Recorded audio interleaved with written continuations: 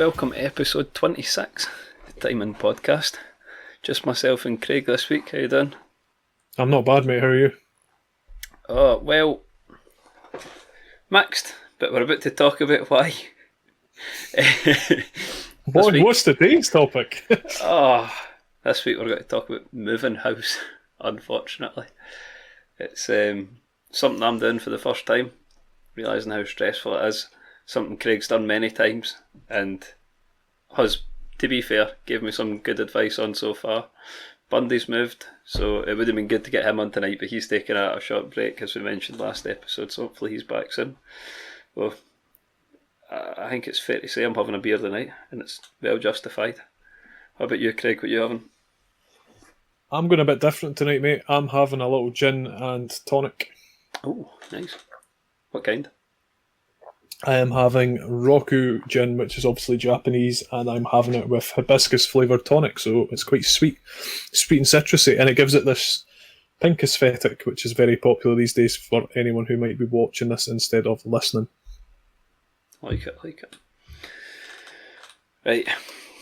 We wanted to talk about this because anytime Craig's phoned me in the past month, what are you up to today? Painting. Every fucking time. It's been agonising, and we've been joking about it, and Bundy was moving last month, obviously, so I thought it was quite appropriate to talk about it. What I thought was quite interesting is somebody asked me this, and I was able to pinpoint the exact minute it happened. When is the first point you realised it would be stressful moving, Craig? About 2 days in, and then I realised how much your parents do. So I was like, oh, I now have to learn how to cook. I think that's the real first one, when you actually realise how structured you are with food living at home. That was a big thing for me, because we moved out when we were 20 I think it was when I moved out. And we moved quite far away, so we moved about 50 miles away from home. So we were quite isolated. It wasn't the case of I could phone my mum and be like, I need some emergency dinners for the first week of what we're going to eat and when, which sounds really simple, but it's actually quite difficult for the first couple of weeks. No, agreed. First time I realised was when we spoke about moving in together for the first time, probably about a year ago, maybe 2 years ago. And we were sitting having dinner, and I remember talking about it and what we'd like in the house, what kind of house we wanted, how you'd want it styled. And that's when I realised we're complete opposites. Which, straight away I was thinking, this is going to be a fucking nightmare. Because it was just, if she wanted X, I wanted Y. And it was just polar opposite. But never mind, we're there now. I was going to say, you win some, you lose some. But to be fair, I've only won one so far. And I seem to have lost about 20. We'll get on to that. I talk about the first time, which I thought was a really surreal experience. Viewing houses. Okay. Knowing what to look for. You've got quite a short period of time, so here's a Bundy life hack that I wish you'd told me before it. See, when you go in to view a house, before you leave, flick your phone on and just give yourself a video tour. I know most websites have it, but you can get into the detail, all the window sills, all the walls, all the skirtings, everything. And then see if you do eventually get it and go, did that have a toilet roll holder? And then you can just go back onto the video and check, that sort of thing. But I find it quite weird, because you're sort of spending 20 minutes, half an hour in a house, and you didn't really know what to look for. You look at the big stuff and the important stuff, and then when you get out, you can't remember any of it, or you can't see the details, or maybe you didn't notice something's as bad if it's consistent throughout the house. So, for example, if the woodwork's been painted but it's a bit yellow now, you wouldn't notice if it was all the same, but if one door was painted, you could tell it was off. That's, do you know, a bit weird. One of the weirdest things I find when obviously you get estate agents showing you around houses is that it's how difficult it is when they show you around a shithole. So I'll never forget, and it was when I stayed beside you guys, and I actually viewed a house in your town, and it's where Bundy stays now. Oh. So it's literally right beside where Bundy stays. And Bundy has a lovely flat, before I go into this, but Steph and I got taken to see this house, and literally it was all organised, but they did warn us, just be aware the family's still living in the house. And it was literally like a guy a woman, about 60 kids. It was like something out of like Shameless. And then as you were coming into you came in the doorway and it was so narrow and it stunk of weed. No joke.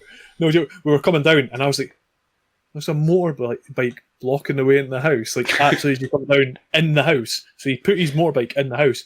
So literally, he moved his motorbike in this tiny little villa house so we could actually view around. And we're going round, and to be fair, it's hard to see a house when people are living in it because there's kids' toys and stuff. It's really hard to get an image. And we were just looking at each other like, what the fuck? And then we came outside, so the guy's like, yeah, this is the price, and this is what we can do. And I was just looking at him, and I went, you know it's a no way.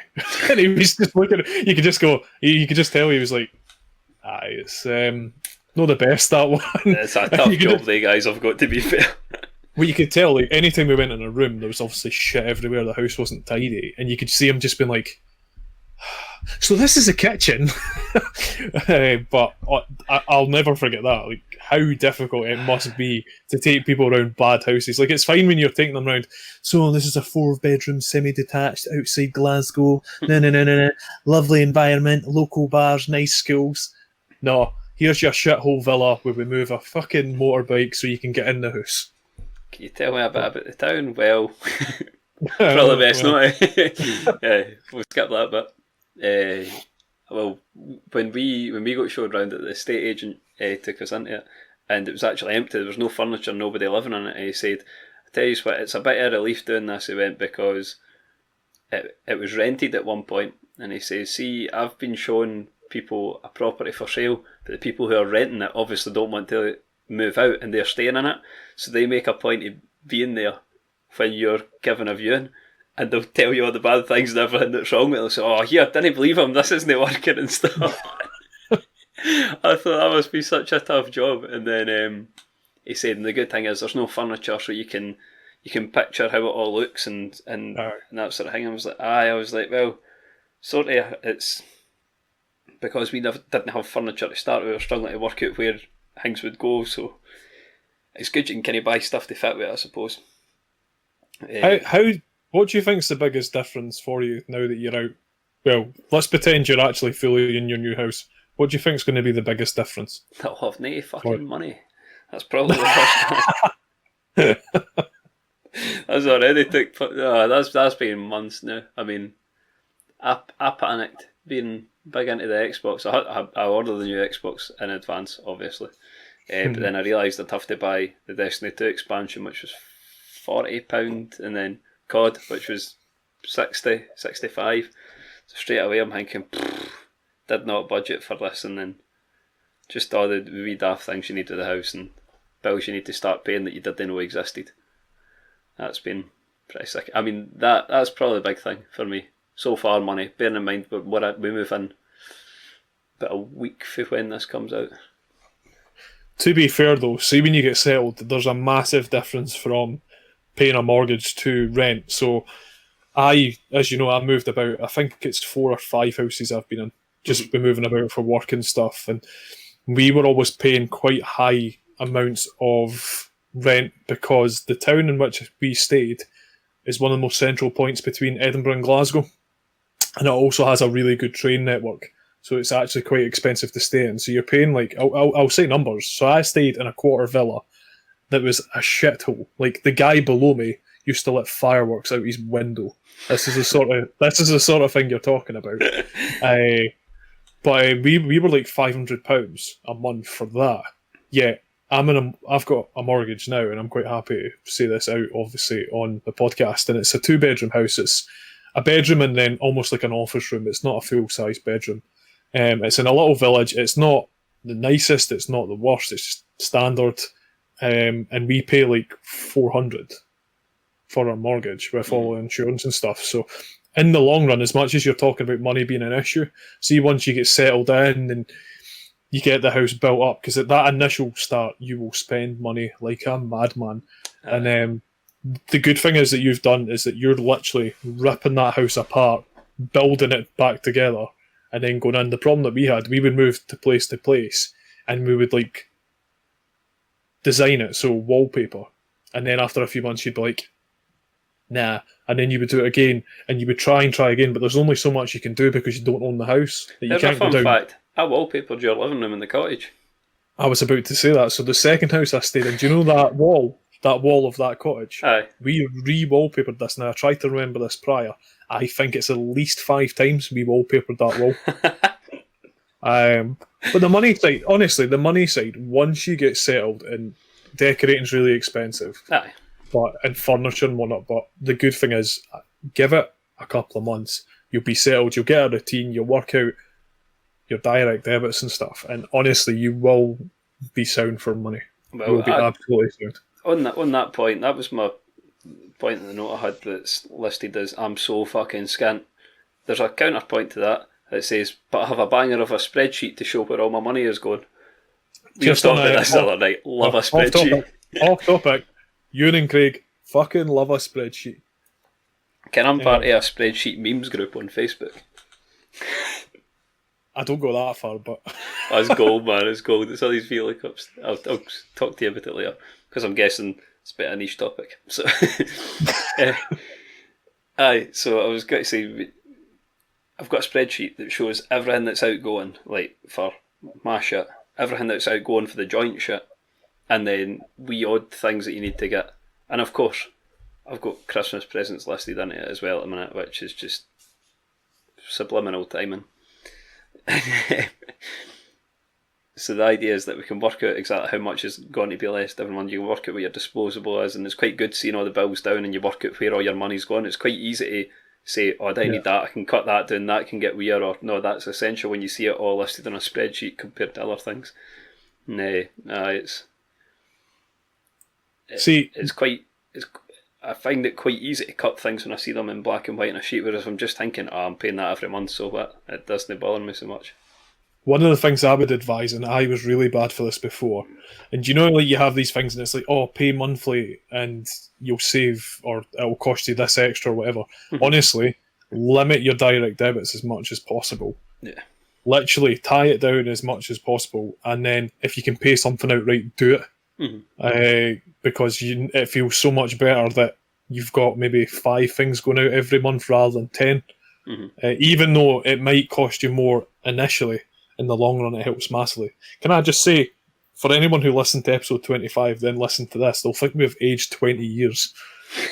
I know, when we're laughing at stupid jokes about things that you probably shouldn't laugh at. But anyway. I mean, to be fair, this has been our social comedy for the past 2 months with 2 years moving. Just joking about things going wrong, about how much you hate painting, about jumping off ladders instead of painting and stuff. It's just been... What? See out the cost factor, what surprised you the most? Like, what have you found out costs like so much, or something you didn't expect? Don't say paint, that's not allowed. By the way, just on the off topic, what else do you think? How much paint have you bought for that house? Are we talking volumes or monetary value, or both, if you can do it? I can't remember what size the big tubs are, but I've had multiple. I reckon we bought about £160 worth of paint, maybe a bit more. In fact, no, tiles and radiators. But £200 worth of paint.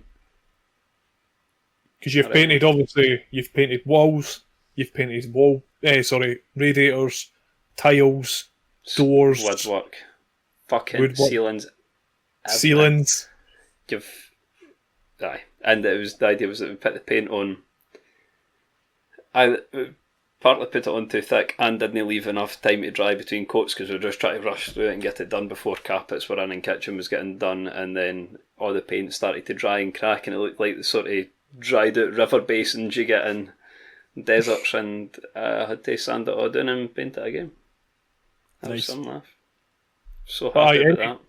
Any hidden costs that have gave you a fright, or you thought, holy shit, why does this cost so much? You can, what it is, it's not even hidden ones, it's things that are plainly obvious that you didn't fucking think about. So straight away you realise all the big things like insurance, mortgage, gas and electricity.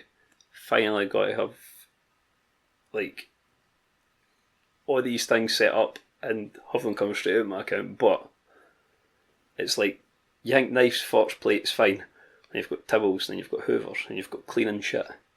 You've got fucking lights, furniture. It's all the wee things. It's the amount of daft wee things you need that just rack up. And luckily, our parents are all, like mums and dads are all dead helpful, and they're like helping us out as much as they possibly can, which is really nice. Poles, curtains, that sort of thing too.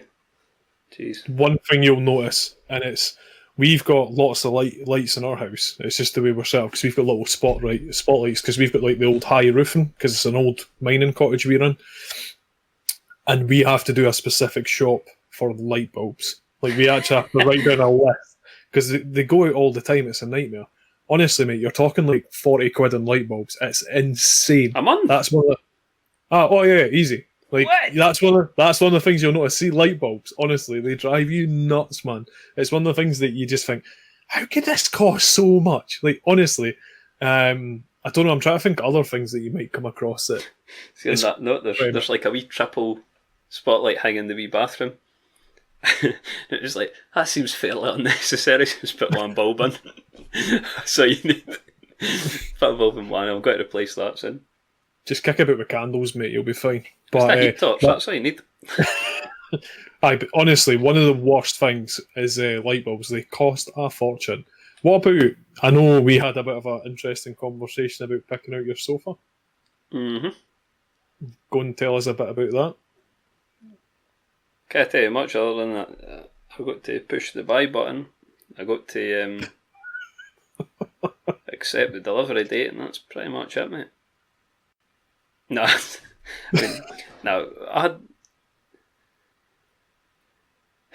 I'm trying to think how to explain this in a nice way. I don't think there's a way to do it. Fuck it, here we go. So, because of shape it, we're getting a big couch and a wee couch. I said a corner couch would make sense, and I like the wee kind of round, can't remember what they call them, a round chair that kind of spins. It's like a one-seater couch or two-seater couch that spins round. It's really hard to explain. And a footstool, storage one, makes sense. Didn't have much to say in colour or that. It was just a case of that. See, when I sit in it, I want it to come at least part way up my head. So when I sit back, I didn't just break my neck over the back of it. That was pretty much it. So that's coming, and because of the delays of COVID, it's coming in January. So I've got a wee second-hand two-seater one now just to tide us over because it was that and 4 camp chairs before. I thought you'd be out in the garden in front and sure just chilling. Oh no, we are. But there is a small couch too. So that's all right then. It's not too bad. It's comfy enough. Have you thought much about decorating? Because obviously I've got a couple of stories from decorating, which is quite funny. See, here's what I mean in difference of approaches. So here's 2 examples how we're different. One example is that she would pick something. She would see something like, I don't know, tables, like wee kind of side tables. She'll go, I'm going to get them. And she'll forget about the whole design of the whole room, whereas she's decided that's in her head that it's like a big grey tartan wall. And it's like, right, that's there. The couch has got to be this colour, this material, that's gone there. And you kind of build around that. And the colours where she says one wee hanging things, I'm going to get that. Even though it might not fit in, but the rest will have to fit in with it. So I'm more strategic, she's more impulse. Another difference is she tried 3 couches when we were really whittling it down to decide what one. What one she went, don't know, this one. Then she sat on another one, this one. Then she sat on the third one, this one. After it, she was sitting on the third one. What one do you think? This one. I'm like, you sure? Is it no just because that's the one you're sitting on? She went, no, this one. So we've got that one. So that, bear in mind, that's a few grand you're talking on sofas. We then went to IKEA, and I like these wee coffee cups. They were like matte greyish black. And we've already got some, but I chipped one, so I thought I'll get another set. I remember this story on the phone. £1.50 a cup, and she went, I phone one and we try to buy a new cup. Like, did they give a fuck about a couple of grand for couches, but you're bothering about a £2 fucking cup? It's just I was like, what is going on? And it was that bad, I didn't buy it, and I was thinking, what the fuck am I doing? Why have I not bought this? It's just. So see, I didn't be surprised if maybe the cups get chipped before we move in, so I need to buy new ones. We'll drop that box, mate. But what I was going to talk about, so I'm really fortunate. So my wife, Steph, she's very, very creative. She makes sofas, cushions. She does a whole lot of upholstery work. So naturally, she is very, very good in the way of style. Now, for anyone that sees me, I'm not a stylish guy, right? No, really? I always thought I had decent enough taste, right? And I thought, yeah, yeah, even the way I dress and stuff. But no, that's fucking wrong. And I would be like, oh, we should do this for the house. We should do that A, B, or C. And it was always very, very simple. And then she would come to me and go, right, I am going to put a gold leaf on this wall. And I'd be like, what the fuck are you talking about, you crazy woman? Like, what are you talking about? And I remember she bought this, it was like a big ring disc thing, like a big metal thing. And she was like, I'm going to put this in the hallway. And I'm like, what the fuck? I was like, you're off your heat. And then she goes, and then I'm going to get hexagon wallpaper here and this. And I'm going to get a chaise longue for the bedroom. And I'm going to do this in the kitchen. And I'm almost like, nah, just paint it grey and it's fine. Every time she's proven me wrong. Like, every time she's proven me wrong. Like, see the amount of... It could be a female thing, because Leah done the same. She was picking out the rooms, and she was like, that was going to be like a light mint green, that one's got to be dark blue, we've got to have blah blah. And I was like, at the time they were all just like plain was and that, so went and painted them. See when it's finished painting, you're like, oh fuck, that's actually nice. And it's like once it's done you get it, but they can kind of pull it together in their head better, I think. It's mental. She told me we've got a little sittery room, and she says, I'm going to use orange accents, like orange curtains and an orange rug. I was like, what? You're off your nut, woman. Honestly, see the amount of comments that we get from friends, or do you know, obviously, going into a bit personal detail wise, you know, obviously I do the cocktail stuff for work, and with COVID I've done a lot of cocktail classes from the kitchen. See the amount of times people have said to me, who's your interior designer? Your kitchen's unbelievable. And same. And I'm like, she's obviously nailing it. And to be fair, like, you should see how she's laid out. We've got like our living room, but it doesn't actually have a telly in it, and she's got like the big lights and sofas. So see if like we're designing a room, I just go, yeah. She goes, right, we'll do this. And I'm like, okay. And then there's things that I'll do. So I'll put a picture on the wall, or I've actually got like a metal predator mask, and I'll go and put that up, and she'll just be like, no, Craig, it's tacky. And I'll be like, I'll kick off and like, no, it's cool. And then I'm like, no, I'm almost 30-year-old, it's tacky. But one thing I will say, if Leah is any sort of similarity, let her go with it, because our house is absolutely gorgeous in regards to the interior, because the work that Steph's put in, it's absolutely gorgeous, every single room. I don't trust her at the start. Every time I'm like, what? Just paint it grey and have a nice carpet or whatever. But she's she makes it beautiful. And bear in mind exactly what you've just said in a minute. Oh, that please. Aye, right, okay. But this is the thing as well. So I love minimalistic things, and I hate filling rooms. But Steph buys quite a lot for rooms in regards to actual furniture, props, but she lays it out in a way that is really spacious. And I think it's really, really clear to tell someone who lives alone and who lives with someone, because obviously our house is beautifully laid out, looks amazing. I've got a friend called Mike. Now, he's lived in his house for 5-6 years, something like that, maybe longer. Now, he did have a roommate, and he's lived alone in it for about 2 years. His living room has no furniture in it whatsoever, not a single thing. He literally has his PC and his desk and a computer chair. That's his living room. And it's huge. His kitchen, he's got a table because it's there, nothing else. His bedroom is just a bed. Like, literally, he has nothing in his house. Nothing at all. So it's crazy to show the comparison. Like, I now look, see if I never married Steph, was never with her, and I lived alone, I would live in a fucking shithole little tacky shack, and I'd be like, yeah, I'm really trendy because I've got a Predator mask on the wall and a Skyrim poster, and it's great. But yeah, I'm really fortunate now that I'm really proud to obviously show people the house, because she does an amazing job with it. And put it this way, mate, if Leah doesn't cut it, I'll send Steph through as your interior designer, because she's smashing it through here. I tell you a scary thing, it's like, I'm really lucky, because when I speak to you, it's like looking into the future. It's quite nice, because... Hey. I'm not that old, right? It's not that far out of the future, don't worry. But what I mean is, like, say you're saying I didn't trust her with the stuff, and then she pulls it out of the bag. So like I said, Leah just picks random things and doesn't think about the whole room. See, now it's starting to come together, there's a few of them I'm starting to think, oh no, that is actually, aye, she was right about that. So I think based on your advice, if it turns out shite, it's your fault. I'm just going to let her go daft to it. That being said, exactly what you just mentioned, I've got one room I've got complete control over. It's a small box room, and it's going to be the gaming dungeon. So it's just going to be a desk, a chair, monitors, guitars, Xbox. That's the plan. So That's the same as me. That's the same as painted me. it grey, got a nice deep carpet. I just put on my shade. Mine's is grey. Grey with a desk, a PC. They one or they're winning. Oh, Fucking hell. Aye, so I reckon that I'm probably better leaving the interior design to her because I would just have my lightsaber up on the wall. Hey ho. Just a bit bizarre that we're actually on the same wavelength with that one. the only thing I would say is trust her because the creativity and the stuff that she comes up with. Like, I'll never forget. She bought this, like I say, massive, fucking huge mirror. And it was all gothic and black. And honest, I could barely lift the fucking thing. And she's like, that's going in the living room wall. And I was like, what? I was like, and she's like, and it's going to be bronze. I was like, it's jet black. What are you talking about? So she literally actually properly painted it bronze. And I was like, this is going to come out shit. Like, I don't get what she's doing. And she's painted it, and it's mounted on our wall. And our living room's like a dark red. And it looks so cool. You would never know it's been painted, and it looks absolutely amazing. And then she's put like artificial green plants as a contrast for colour and stuff. And I'm sitting here and I'm like, I am like the least tasteful person you will ever meet.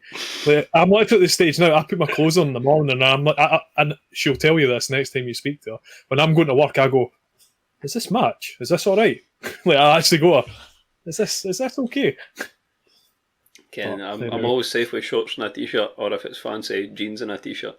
That usually cuts it. Really fancy, put a shirt over the top of it. Sorted. Another thing. Tell me what you thought about. You had to do work to a few of the houses, didn't you? Oh yeah, massively. I'm really enjoying that. I'm surprised at how much I'm enjoying it. As much as it's time consuming and some of it gets frustrating, I actually really enjoy working on it. Doing wee bits here and there. I mean, you'll know my dad's like a great at anything sort of handyman sort of job. Mm. He's a blacksmith. However, in his garage he's got hundreds of different things. He's like, that's electrical section, that's mechanical section, that's for all the motors, blah blah blah. He says, what about plumbing? He brings out a tiny wee box. It's like a tiny wee box, a few wee tap ends and that. I'm like, alright, cool. So he's flooded the kitchen twice. Nice. And then when we went up there, problem with radiators, blah blah blah. He's like, I'll sort it. I was like, I don't think that's a good idea. And he was like, listen, I'm not going to do that after. I was like, then he flood my kitchen. He was like, it's alright, it's tile flares, kind of joking. Came down about an hour later. I heard him swooning. He was like, what is it? He was like, oh, had an accident. Fly the kitchen. Went, aye. So just left it at that. I just walked away, didn't say, but it's all sorted now. So plumbing, probably the first one for me. I've got 3 pals that are electricians, but I can do most stuff that I need to. So that's been quite good. Other than that, I don't think we need to do any work to it. Oh, there's sheds at the back. So I was talking to you about this. There's a wee shed that's got to get taken away. There's like a big outdoor dog run, I think it is, big cage. That's getting ripped out and chucked. And at the back there's a big shed. You go in, it's got like a sort of chest high, well, maybe a waist high table and a TV rack. So you get a TV on it, get drink optics on the wall, just make it into a bar. That's the plan. That's the plan. Get my bar advisor through to do the design on it. Probably grey with a nice carpet. Grey carpet, predator mask, Skyrim fucking poster. It's like, do you know one of the things she said to me, and I was like, oh, no chance. Steph said to me, she's like, canvases are tacky. And I've always been like, no, canvases are cool as fuck, they're nice. But see, every time now I look at a canvas in somebody's house, I go, that is fucking tacky. But no, work, I've done some Make sure I work. don't turn the camera too much in my current games room. But yeah, I'm not handy. I'm not handy at all. Again, going back to Steph, she's really handy at these things. But one of the craziest ones we had, we rented a house and the toilet upstairs had a slow leak in it, but we couldn't see, so it was just at the back. It just needed tightened, and it was the water that goes into the toilet to obviously allow it to flush. So it wasn't the waste pipe before you freak out. And we seen a wee we seen a little mark in the roof, but we touched it. It wasn't wet. And I think I was at work, and I got a phone call, and she goes, "The roof's caved in." And I was like, "What do you mean the roof's caved in?" And she took a photo of it, and like, I kid you not, the whole kitchen roof had fucking collapsed. And this is the worst bit, right? So the people who had worked on the house before had filled large waste bags of like rubble and shit, but rather than take it to the skip, they put it in between the floor and the woodwork, so it was actually in the roof, so that weight was obviously soaking in and it came through. That's scummy as fuck, didn't it? Oh, but literally, that whole roof had to get ripped apart. And Lucky this was nobody was in. No, but this was the scary bit. So the mains to turn off the water, where do you think it was? So to turn off your water mains, where do you think it was? It's not normal under the kitchen tap. Normally, ours was in the roof. And when I say it was in the roof, it was in the roof between the bathroom and the kitchen. I know it's insane. We couldn't understand either. You would have to break the roof to get to the water mains to turn it off. Jesus. The stop cost should be accessible wherever. Like if it's under the kitchen sink or in a bathroom or something. It's just insane. But we've dealt with other stuff. We've dealt with a lot of damp, which is horrendous. Very expensive as well. We've had to plaster things, which is a fucking pain in the arse. I think one of the biggest things people don't talk about when moving houses stuff is the upkeep of gardens. It's a massive job. You've got that to look forward to. But one thing I would say is... 3 fences and they're all different fucking colours. Well, we've technically only really got a back garden. We've got a nice sized back garden. But it requires a bit of upkeep as well. But it's enjoyable in the spring and whatnot. And it's always a good excuse to have a beer or two. Have you got grass? Yeah. Aye. It's all chipped. But. So on a big ramp, like it goes for the house, and it banks up the way towards the back. So the plan originally was dig it out, level it. Then the next plan was build a retaining wall and then level it for halfway. So then I'd be surprised if you get a phone call at some point next February or March. Craig, you busy this weekend? There's a Chinese and a 6-pack in it for you. Chinese 6-pack of beer, that is. Not getting a 6-pack in this. Not Chinese, no. But just before you go on the next topic, I think we'll pause here for this week's streamer feature. So, this week's streamer feature, would you like to introduce yourself? Hi, I'm Georgina. Most people call me G. At the moment, I'm at university studying psychology, but in my spare time, I play a lot of Warzone on my PlayStation. Awesome, G. Where can people find your stream? So I stream on Twitch at the moment. I hit affiliate a few days ago, so that's all going well so far. Brilliant stuff. How long did that take you? It took me about 3 weeks. That's really impressive. Really impressive. You should be more than happy with that. I think we took about 5 to 6 weeks, so that's really commendable. Thank you. Why did you start streaming, if you don't mind me asking? I started streaming mainly because I like the interaction with people when they comment or when they follow, and people have told me before when they've played with me, why don't you stream? And I've never really thought about it, and then I started, and then it gets a bit addictive when you start, so I carried on. Yeah. Brilliant. I know you've kind of answered this already, but what do you do or what do you play in your channel is maybe a better question. So I play Warzone and I stream that. Usually with my regiment, which is called PFAM on Discord. Brilliant. Have you got any sort of particular community goals or channel goals that you're working towards currently? At the moment, I'd like to hit 100 followers. You're not far away, I don't think. I was checking it just before we sat down to record. Yeah. What are you at the moment, about 75? Yeah, something like that. It's not far at all. You'll get that in no time. Is there anything else you're working towards? Obviously, the next step is to get partner, but that's a long, long road. Yeah, So yeah. It takes a bit of a while now. See, between going from normal to affiliate, you can sometimes get caught between reaching out to friends and getting people to come on and follow you and help with your average viewing, which obviously you've hit affiliate, which is fantastic. But you can also go down the route of taking your time and actually building a community naturally, because then what happens is you actually get to retain the people.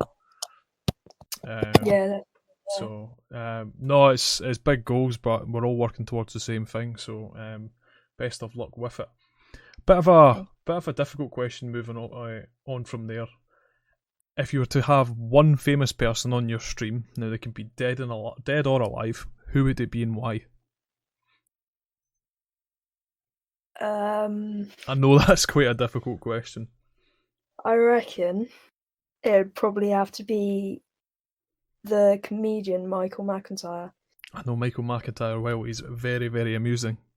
Yeah, just have him sort of voicing over my stream, getting everyone laughing, that sort of thing. Definitely, yeah. Bringing some good vibes. You'd actually be surprised with the amount of streamer features that we've done in the past. A lot of people, actually the majority of people, have chosen comedians. So no, it's good to hear. How you found things going recently? Has it been quite enjoyable? Have you seen your growth happening quite rapidly, or is it quite steady? Have you got good support from other people around you? What's kind of been happening as of late in your channel? So I have got a lot of support around me from my regiment. They always jump on and have a laugh with me, and then got some people that comment and people that use my rewards and make me wear stupid stuff or take my glasses off, which is quite annoying. What points do you have in place now? This was a topic on actually one of our podcast episodes. What do you have in place in your points system? So at the moment, I've got a community challenge. That's where like everyone can put their points together, Okay. and it makes me go to the gulag straight away. So I have to kill myself Oh, and go to the gulag. I've got a voice ban where I can't talk for 5 minutes. I've got a no swearing reward, so I can't swear for a whole game. It's gonna be quite difficult. I was going to say, I don't think any of the time in podcast guys could do that, especially myself. Yeah. Got pick my loadout. Okay. And take my glasses off. I don't know how you could take your glasses off, because for people who don't know, G actually plays Call of Duty, especially Warzone, to quite a high level. She's very, very skilled within the game, and I couldn't play Minecraft without my glasses, let alone Warzone. So I don't know how you do it, but no, I'll be able to see it. I don't know how you would do it, but the way in which you set up your points is pretty cool. It's something we need to look at. How do you find the Call of Duty community? Because I know there can be different variations from people and different views, but certainly the people that I've been introduced to over the last couple of weeks have been really, really welcoming. Yeah, you can get a real sense of community from everyone that plays COD. Yeah, I found that regiment and everyone's so kind and friendly. It's great. But then obviously you can come across some right idiots. But more times than not, you get some nice people and you can actually make a lot of friends from gaming. brilliant. I think the last question for me would be just to give you the opportunity to give a final plug. Where can people find you? What's the best way to contact you? The best way to contact me would probably be through my Facebook page. Okay. At the moment, it's called Georgina 2002 _ Warzone, and I mainly stream on Twitch. It's got the same name but without the Warzone at the end. Yeah. So that's usually where all my content goes, with the odd video or two on Facebook. Brilliant. Are you part of a Discord or anything else? Gee, or Yeah, I am. I'm part of PFAM on Discord. okay. Well, like I said, we'll negotiate what links you want put in within the episode that you feature in. But it's been a pleasure speaking to you, and I hope that some of our listeners will jump on and check you out. Yeah, I hope so. Brilliant. Thanks, G. Thanks. Okay, that was this week's streamer feature. Ewan, Right. continue on. What are the other things? I thought, like you said, gardening and all that.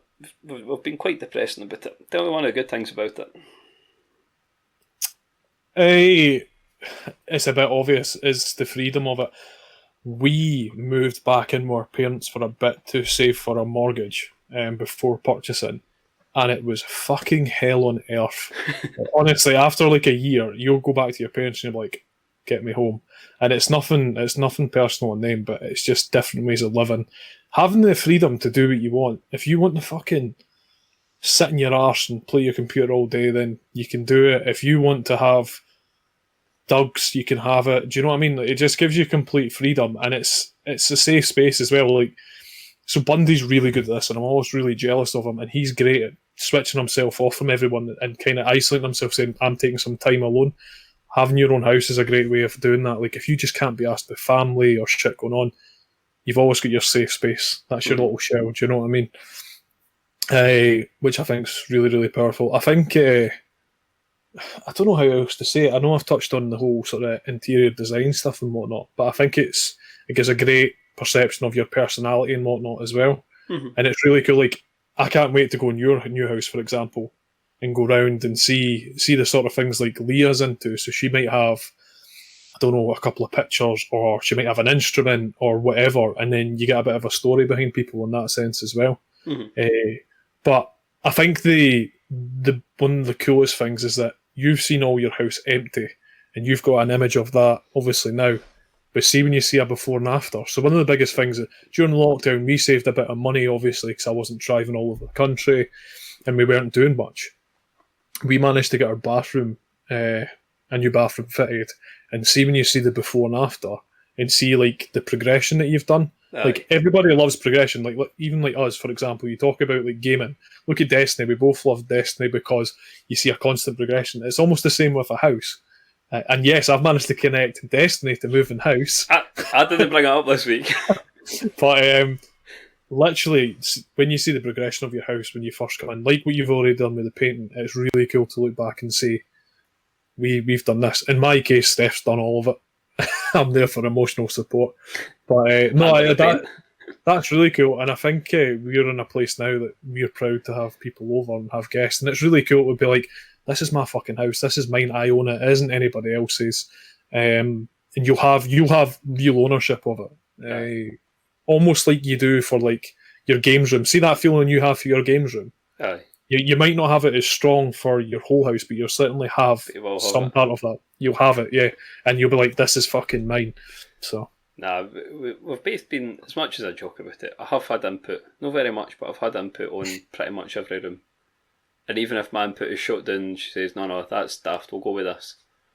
Fine.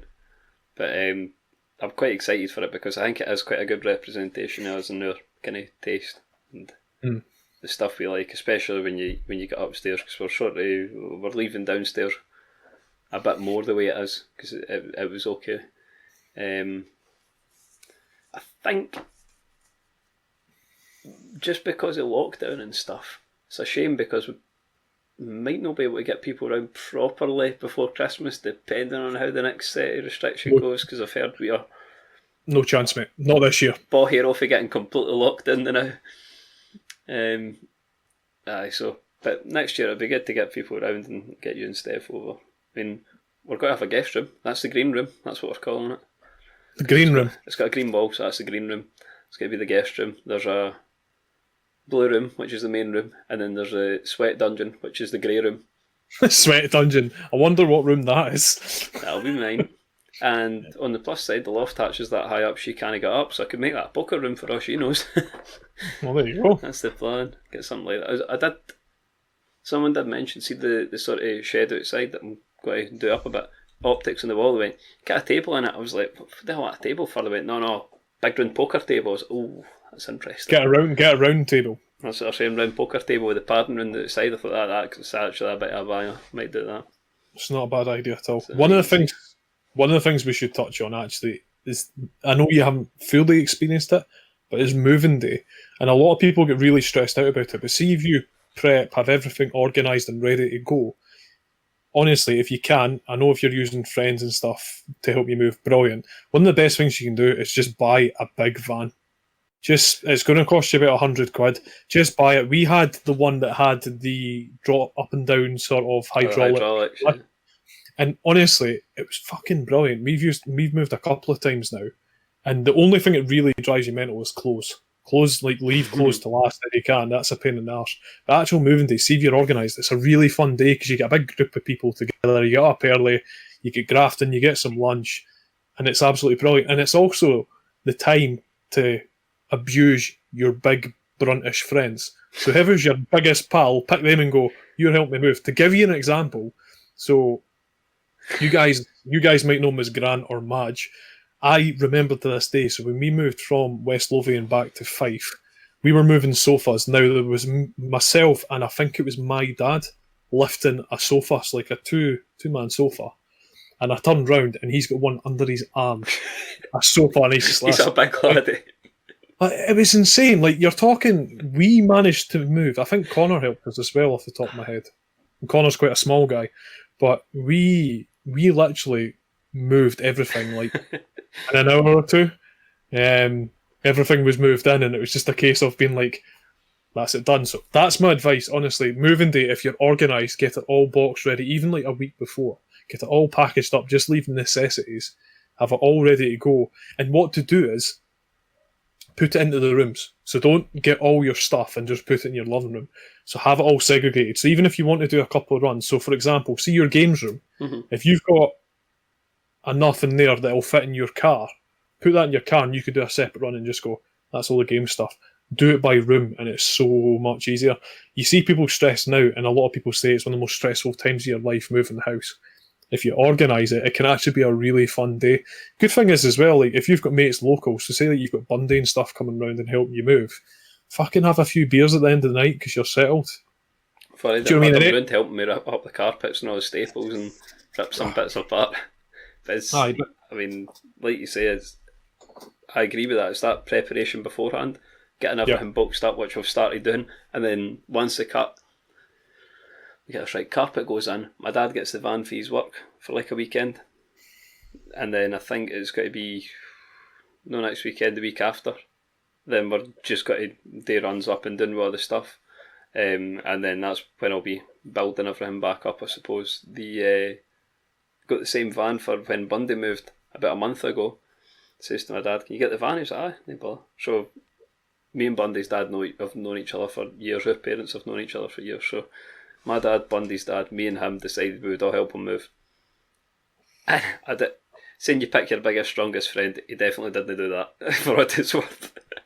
And we were taking stuff down the stairs, and he was like, "Right, I'm going to count how many steps you're going down so I can when you're at the bottom." I was like, "Alright."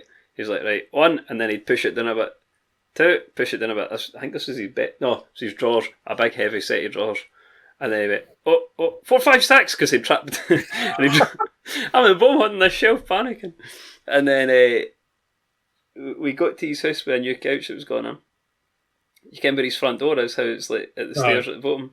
So we got to the front door, and bear in mind we're lifting it. Me and my dad's got the first couch, and he goes, "Bundy, yeah, aye. Do you measure this?" He went, "What do you think, Grant?" I hadn't measured it, barely went through. It was brutal, squeezing it through, but it was funny to do it. So one thing, measure everything. Second, box it up in advance that you go on so you're ready to go. Third thing, in the build up to actually buying a house before you even buy it, my mum said get boxes and just fill it with like plates, cutlery, towels. Buy it all at once so it's not a case of you're moving in and you're skint for months. So spread it out. And that's perfect advice, I reckon. Aye. The big thing for you is now you can make a spreadsheet. Ooh. But you could... I can make a spreadsheet of all my spreadsheets at this stage. Remember, I can see you today and I can see the sweat. The minute I say spreadsheet, I just see the... Oh. Camera's changed the angle, goes like that. But one of the things you can do is work it room by room. Say, for example, you've been going up and forth for painting. When you've got your internet and when you're actually starting to move, if you've got a day, you're doing a bit of work and then later on you've got a bit of time, just move your stuff into your one of your rooms. So whether it be your man cave, just move it up. The worst thing that I've seen is people who just chuck everything in, throw it in the back, and then throw it into the house. Because then what you get is you get this horrible thing of people not unpacking for weeks on end, and it's really frustrating. See, when you sit and look at it and you go, how long has that been sitting there? Do it room by room. That's my biggest advice to you, is that pick a room, do it. If you can't be asked doing 2 rooms, fine. The rooms that you need to have is your bathroom, your kitchen, first of all, because you can throw everything into a bedroom and just lie on top of a bed. But literally just do it like that. And if you are having difficulties or maybe a bit frustrated, take a room each. Just go, right, you go and focus on that bit for a bit, and I'll do this. That'd be my advice, but don't try do it all in one day as well. Don't just go, right, this is the day we're going to move fucking everything that myself and Leo own. Like, it's not going to happen. Try be smart about it. And make sure you've got beers in the fridge and you've got some sort of lunch organised, or people will not help you, including myself. If I'm asking anybody to help, I get them food, don't worry. I mean, there's a Subway not far. One of the things we've done is we're getting the kitchen done, so at that point we're going to move all that in, so you can always eat. However, the only thing that's been in the fridge so far has been, I think, about 2 boxes of Stella. Nice. There was wine at one point. There was meat for rolls, but that disappeared in the same day. And there was butter, and that was it. And first time I asked Bundy to come in, all I said to him, we're doing work on the house, I could do with a hand, pulling out staples, ripping up carpets, taking things apart. He was like, no worries, I'll be up the now. And then he appears, he went, I brought 8 cans because I didn't care if it was a drink occasion. So there's cans in the fridge too. But there'll always be drink, and I'll make sure there's food, because once the kitchen gets done, be able to move, or the kitchen shut up, that's quite an easy one to get done, because there's not much that we've got to move. The bathroom's pretty much finished. And as you say, it'll probably be the main bedroom next. So we'll get them done, then we'll sort out everything else in between after that. What are you looking most forward to? Because obviously we've talked a lot into detail about the specifics with yourself and moving, but what is it you look forward to most about having your own sort of space? Probably just sitting myself. I've got a routine that I do when I'm, see, like if I'm off work, nobody else is in, I'm kind of got my own routine. It's get up, get some breakfast, first thing I do all the time. Watch some video or TV, whatever, it's usually YouTube or something, and it's go put the Xbox on, get the computer on, whatever I'm doing, a nice big cafetiere full of coffee, and just sit there all morning, coffee and Xbox, I love it. And then some lunch, maybe go do some exercise, whether it's running, home workout, get a shower, and then usually if everybody's busy at night, so I've got something to do. It's quite like going out for dinner. That's what we used to do a lot before all this kind of thing kicked off. But we've started a new sort of thing where we're trying to make stuff like dinner, because I'm a terrible cook. I mean, fucking awful. Bundy would be sick if he'd seen some of the things I'd made. And then she's actually pretty good. She just takes it dead easy, doesn't get stressed, whereas I look like my hair's on fire. It's bizarre. So I'm quite looking forward to doing that sort of thing, cooking together as well. No, I think another bit of advice, if I can give any of them qualified to do so, is that give yourselves space as well. Allow yourselves to have your own time. Like, if you move in with someone, it doesn't mean you have to be with them 24/7. Like, I was quite bad for that at the start. I was like, what are you doing? What are you doing? And we're now really in a really good place that, for example, if she's like, I want my own space, go and do what you want. It's actually really, really important, because you can drive each other mental. Also, don't go the bad route, which I can be bad for as well, and just lock myself away and be like playing games all day. Do you know what I mean? You need to get that happy medium, because that's one thing. We did joke about that, because they said, she went, right, that'll be your games room then. I was like, fine. I was like, but only if I can put a lock in it. She went, fine, as long as I can put a lock on the outside. It kind of joking about having our own time and that advice to get it, but we understand that. And like you say, it's a balance, and it's like what we're doing now, it's trial and error. Yeah, and the big thing is so like when you try to explain, for example, the podcast to someone, now I know Leah knows about it, she has no idea about the time that you're going to put into it. Mm-hmm. she's going to have no idea. So you're going to be sitting there going, yeah, I'm going to edit this. And she might come back in half an hour and be like, right, you done yet? And you're like, no, it doesn't work like that. And it's the same, like, there's no hiding now. They'll see all the time you spend in games. So, like, for example, when you say you're off, oh, I'm going to do this. Like, if you sit and play Destiny all day, she'll be like, you have sat there since 8 o'clock this morning. It's now 5. Go You're and still in your fucking pants playing the computer, are you, John? Nah, but, and I mean, she works shifts, so I'll be able to do that. Fuck it. No, it's just about getting that medium. But no, I think it's going to be going to be awesome. And I think the way in which you've done it is very different to me, because obviously I moved about. It took me a long time. We bought our first house when I was 26. That's the age you are now, isn't it? Correct. Well, there you go. But obviously I rented a lot, so for a long time I didn't have fuck all money. Mm-hmm. But the thing is, you've done it properly. You've taken a long time to obviously buy your first house. You've been saving a long, long time. Not only to get the deposit, which is the hardest part, but you're also going to have everything ready. So you're going to have all the utensils, you're going to have all the furniture, and it's just going to be go. So you're going into a house that's pretty much going to be finished, rather than constantly working, which is something that Steph and I have been very bad for, that we've constantly been upgrading. And I think it's going to be so cool that you're just going to go in and it's going to be, we've spent so long saving, we've went through so much shit, but now it's finally done. And it's going to be cool that it's not going to just be one section of the house. The majority of it is going to be in a place that it's done. And trust me, all the hours painting and screaming are going to be worth it when you sit there with a cold beer and just go, Finished. Done. Just in time for Christmas. I know. If it all goes to plan, that is. I need to do another coat of paint on the make it. That's true.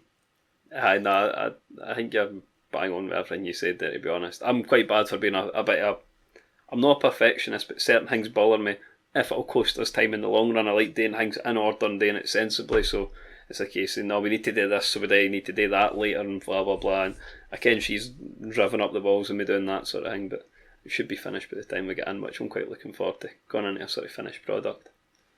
See, the thing is, right, I know if you're stressed, and I'll phone Leah and just be like, this is what you do. You get my beer, right? You fucking empty it out and you fucking smash it at his head.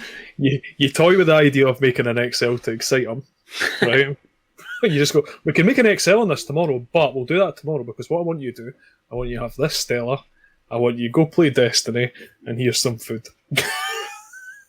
And just, then she can lock you in the cave. But well, we did joke about, there's a sort of... There's a cupboard in the sweat dungeon that you can open, and because the stairs run under it, it starts at about waist height, maybe about the height of your hip, and then there's a rail at the top for, like, hanging clothes on, and a shelf above it. She was like, oh good, I'm either going to put my coats in there or we're going to get a shoe rack. And I was like, right, okay, cool, that's what you're going to do. Because in my head I was thinking, rip that out, microwave, mini fridge, I'll only need to leave to go to the toilet at this stage. So I was thinking that could be a proper, like, sweat dungeon if I wanted it to be. no. But we'll leave it as a bit of close storage for now. I'm looking forward to getting used to it, definitely. Once I've got one cracking dish that I can make that's unreal, and Leah's banging at making steaks. So we get you and Steph in the night, get Bundy up, steaks, drinks, and you can make the cocktails. Just tell me everything you need and I'll buy it all. Right, okay. Deal. Looking forward to it. And you can get Steph to go around and give us a house rating. Oh, could they come down with me? 100%, that's the best video yet. I'm not going to lie, right?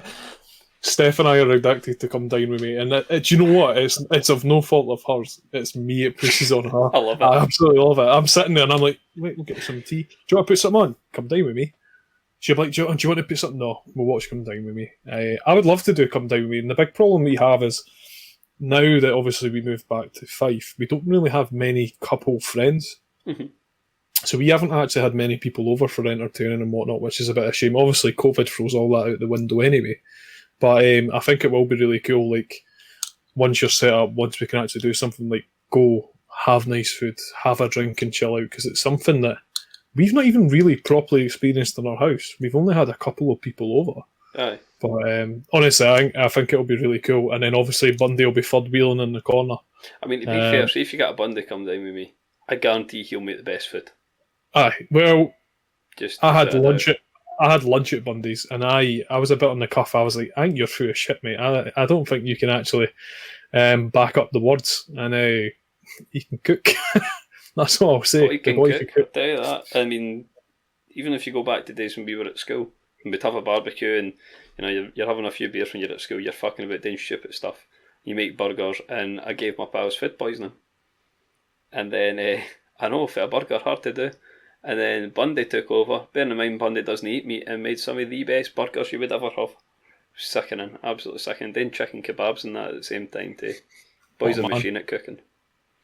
What a man.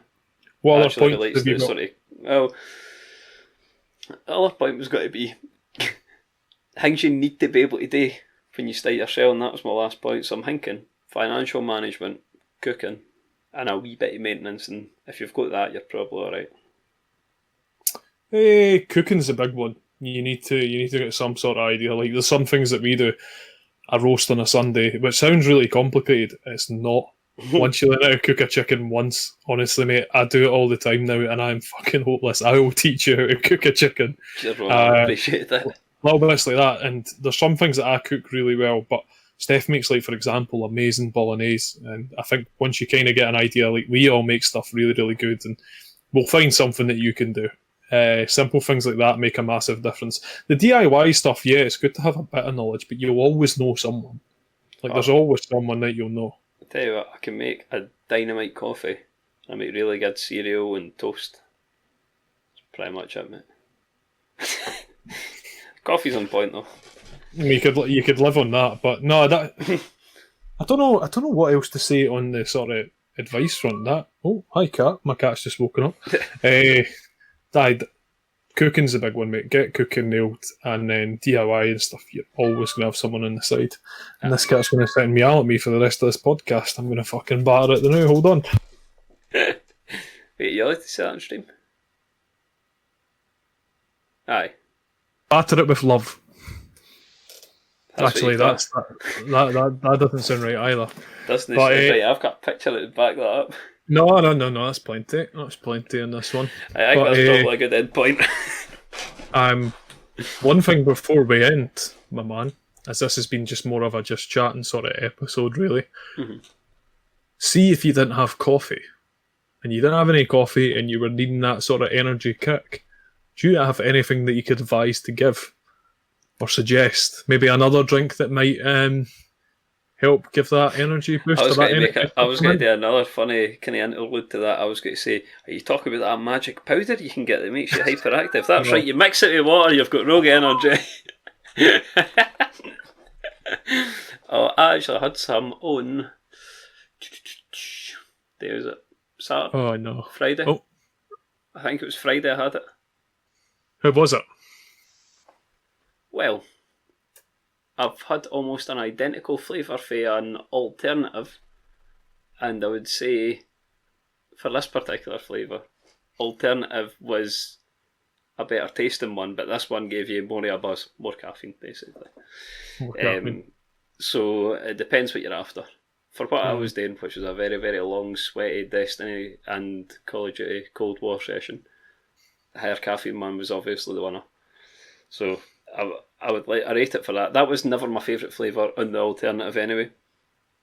But the next flavour I'm going to try was my favourite, so that'll be a good comparison.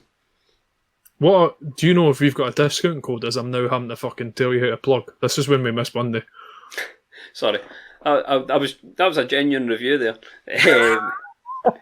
10% off. Use Diamond Podcast, and that applies for anything in the range. However much it you buy, however little you buy, still 10% off. And if 3 people use the code, then we get a starter kit, which is like, I think it's 5 flavours. So you get like hydration one, which is like for after sport, an extreme one, which, as we've said, is if you do want to blink for a day, and then 3 the standard ones, and then a shaker. So you're fully set up. You can try it. See if you like it. If you do like it, if there's a certain flavour you like, you can get a big tub of it, or you can get more of the multi-packs of different sachets. So, no, it'd be good if we could get 3 of those discount codes used, and then we can do a wee giveaway. Brilliant. Yeah, that's what I was going to say. If we get that, we'll then use it as a giveaway. Like I said, it isn't that expensive. Like the basic shaker kits, there's as low as like £14. It's about £15 for a shaker and like 5 sachets. So, and it's even if you get to the end and you think, I didn't really like the energy stuff, or it's no for me, or whatever, you still got a cool shaker, whatever design you want. Mine's is like sort of Miami Heat colour with the pink, black and blue, or my channel colours all the same. And you can use it for protein shakes. You can use it just for juice. It's got a good volume in it. It's quite good. And if you want to really treat yourself and spend a little more, Crusoe rum.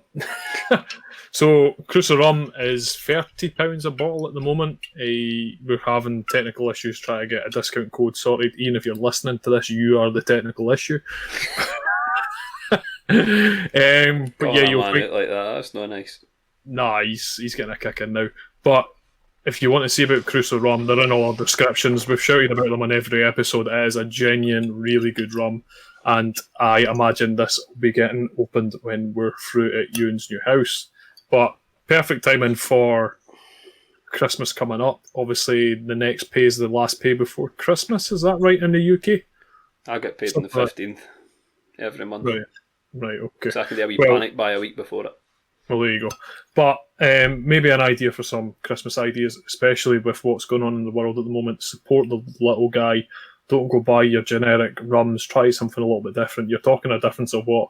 Sometimes a fiver, and you're supporting a small local business. To give you an example, Ian from London Distilling is a team of one, so £30 a bottle is a massive way for him to keep progressing with his business, and he creates a phenomenal product. So check it out, and if you buy some, tag him on social media and say the Timing Guys sent you. So yeah, give me a shout out if you do that. In fact, that's a good point. If anybody has got any Rogue or Crusoe rum, whether it's now or in the past, let us know. Give us a shout, send us a picture. Definitely. Yeah. Give us a review if you want. Fuck it. Why not? But is that us for moving? I think that's us for the moving house one. I know that out of the next 4, there's going to be 2 bangers at least. That's my plan. At least 2 that are as good, if no better, than some of the best ones we've done so far. Yeah, I think... assuming we do them in the next 4. Yeah, we are working on getting a lot more guest episodes because they're the ones people seem to enjoy and the ones that generally make the best episodes in our opinion as well.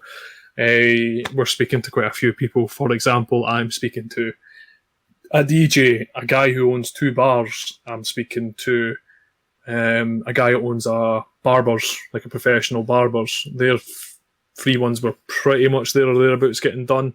I know Ewan's working on some other bits as well. So as much as this episode might be a little more bare boned than just chatting, like I said, it's good to get a happy medium of something just between 2 of us that are quite easy, and then build up to obviously a big episode. Can you give any hint for the ones you're working on?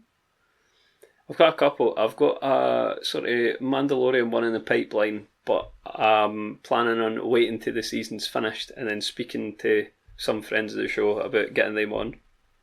That's the plan for one. I have a car one in the pipeline, but I'm trying to find a good guest for it. I can't find one because try to find like another podcast or like a car reviewer or something that would be good for it. But because I wouldn't say we've got limited experience with cars, but I've got a plan for how I want to go through it, and we really need someone that knows a lot about it as well, other than just us two, because we talk about cars a fair amount. And I had another one, but it slipped my memory. I was planning on doing a Witcher one, but I've got a very good guest if we do a Witcher one. Who are you thinking? Jordan. Not the Jordan you think, the Jordan I know. Jordan the streamer. Okay.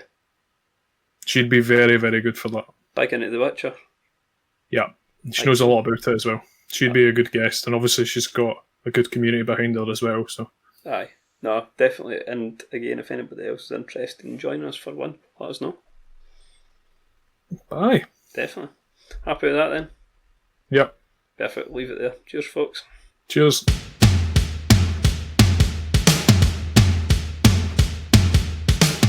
So obviously we've talked a lot about like decorating and taste. Tell me about the gaming setup, the gaming room. It's going to be a grey room with grey carpets. Lightsaber on the wall. It's going to be that sweaty I can throw my t-shirt against the wall and I'll stick to it.